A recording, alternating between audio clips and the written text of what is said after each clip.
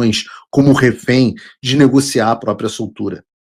Da maneira como as coisas estão postas hoje, as cartas estão na mão do inimigo, na mesa de negociações. Portanto, se nós aceitarmos o candidato que o Centrão quer que o Bolsonaro escolha, que o sistema quer que o Bolsonaro escolha, aqui, seja ele quem for, nós já estamos aceitando a nossa derrota em 2026 antes mesmo das eleições começarem. Significa que nós não teremos eleição de fato. Porque a eleição parte do pressuposto que você pode escolher em quem você vai votar. Não, eles estão anterior a isso. Eles estão escolhendo quem serão os candidatos. Agora, você tem um candidato do sistema versus Lula, estratégia das tesouras. Quem ganhar tá bom. Paulo, você prefere, se você não tivesse a sua doce Natália, digamos que você tivesse uma vida miserável e fosse solteiro, quem que você preferia ter por uma noite? A Margot Robbie ou a Sydney Sweeney? Fala assim, olha, acho que no momento eu tô mais para Sydney Sweeney, mas se vier a Margot Robbie, tá tudo certo. Se você é o sistema, quem que você prefere? Lula ou Tarcísio? Talvez prefiram o Tarcísio, talvez prefiram Lula, mas para o sistema, algum dos dois. A pergunta, e não é uma. Aqui, de novo, não é um ataque. Eu não gosto dessa palavra ataque, porque eu acho que isso é o vocabulário do inimigo. Mas não é uma crítica aqui específica à pessoa. A questão é a seguinte: algum destes dois contraria o sistema de alguma forma? Porque eu vejo os idiotas lá do movimento Bumbum Livre, eu vejo até aquele Renato 38, etc. Algumas pessoas, porque o Bolsonaro também não foi contra o sistema. Na verdade, não foi tanto quanto deveria mesmo no primeiro mandato e está sofrendo as consequências disso. Assim como o Trump não foi tanto quanto deveria no primeiro mandato e sofreu as consequências disso. Mas bem mais do que Lula e Tarcísio, com certeza, né? Quem é mais, no cenário político, quem é mais antissistema do que o Bolsonaro? Por isso que eu digo, o bolsonarismo é mais que às vezes nem o próprio Bolsonaro compreende a extensão do que é o bolsonarismo, porque isso que nós chamamos de bolsonarismo é um movimento popular de revolta contra um establishment, contra um sistema constituído. Sistema constituído por quem? Por uma elite política dentro do Centrão, que centra na sala Michel Temer, Paulinho da Força e Aécio Neves e querem decidir o futuro da anistia do Brasil. Um sistema constituído pelo pessoal da Faria Lima, os banqueiros que estão em guerra civil agora entre si, mas os Esteves e os Vorcaros que bancam escritórios de advocacia dos ministros do Supremo Tribunal, a turma toda que se reúne no Gilmar Palusa, a Rede Globo e o establishment da imprensa, todas essas pessoas e outras, a academia, os professores da USP, as pessoas que ficam um enfiando o dedinho no fiofó do outro na tese, na peça Macaquinho. Essas pessoas são o sistema e são contra estas pessoas determinando como que todos nós vamos viver às nossas custas, é contra estas pessoas que o bolsonarismo luta. E nem sempre o Bolsonaro consegue expressar o próprio bolsonarismo de forma perfeita. Por isso que o termo bolsonarismo, como a maioria dos termos em ciência política e ciência social, ele é uma abstração. Ele é uma tentativa de descrever algo disforme, da mesma forma que quando a gente utiliza sistema, não tem um indivíduo, não tem uma pessoa. O Alexandre é um componente do sistema? É claro que é, talvez o componente mais forte. Mas o André Esteves também é? É, claro. A JBS também é? Claro que é.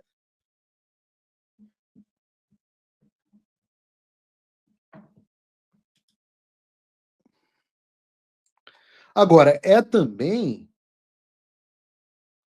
nesse outro lado, a hora deles prometerem mundos e fundos para garantir que você vai aceitar tudo isso passivamente. Veja, por exemplo, o caso, como eu estava citando aqui, do Ciro Nogueira, que fez o seguinte post no X. Tá aqui. O primeiro critério absolutamente excludente do nosso apoio a presidente em 2026 é se comprometer a conceder indulto e perdão ao presidente Bolsonaro, extensivo aos que participaram das depredações do 8 de janeiro. Direto e reto. Quem olha um negócio desse, até de forma desavisada, até acha que o Ciro Nogueira está disposto a ir às últimas consequências para ajudar o presidente Bolsonaro. Ele não aceita um candidato que não conceda indulto e perdão ao Bolsonaro. Agora, minha pergunta é a seguinte: se o Ciro Nogueira está tão empenhado assim, por que ele não trabalha pela aprovação da anistia ampla, geral e restrita? Vocês podem me dizer aí no chat, eu quero ouvir vocês. Digam aí no chat por que vocês acham que Ciro Nogueira não apoia, não trabalha para a aprovação de uma anistia ampla, geral e restrita. Vejam, ele já está até dizendo que não haverá uma anistia e que em 2026 precisamos eleger um presidente comprometido em libertar o refém. Você sabe por que o Ciro Nogueira não trabalha pela aprovação da anistia? Porque o interesse dele parece muito mais manter o presidente Bolsonaro preso para poder fazer propaganda eleitoral para você votar no candidato dele. E quando você eleger o candidato dele,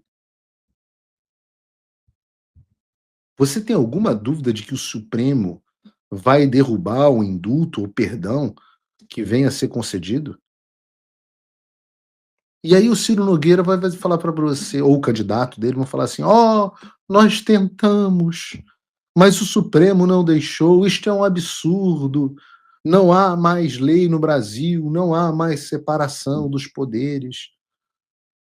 E o sistema se consolida ainda mais. E eu não falo isso por um achismo sem base. Vocês querem ver um caso em que o que eu estou descrevendo ocorreu? Olha, não vou nem entrar aqui. Não vou nem entrar aqui no caso do Ricardo Nunes.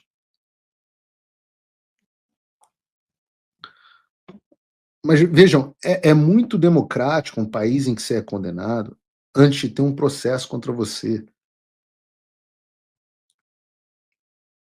Bota aí o vídeo do Ricardo Nunes, Dane-se. Bota aí. Claro, prefeito, o que o senhor achou da decisão de Moraes? Olha, a decisão já estava tomada há muito tempo, antes até do julgamento, isso aí todo mundo sabe, né? Isso é uma coisa que já estava escrito, todo mundo já estava sabendo o que iria acontecer. Uma decisão que está tomada, tem que ser respeitada, estamos num país democrático, a respeitar as instituições, mas obviamente já estava decidido. Ok, obrigado, gente. Entenderam?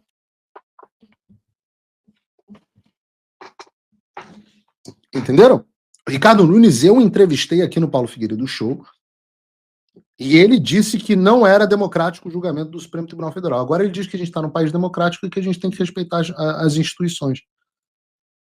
Claro, é muito democrático um país em que você é condenado antes de um processo contra você, é muito democrático um país que você é condenado por crimes que você não cometeu.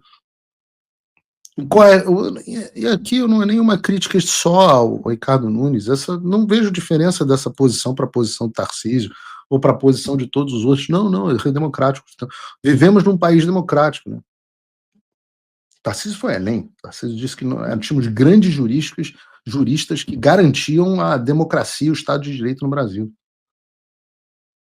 Então vocês podem ter certeza, a reação vai ser sempre a mesma do Pôncio Pilatos. Sou inocente do sangue deste homem, eu lavo as minhas mãos.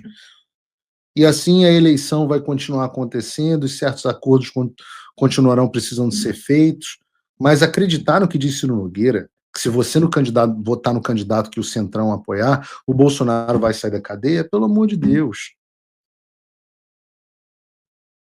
Quando, né, aquela história, se gritar, pega ladrão, não fica um no Centrão.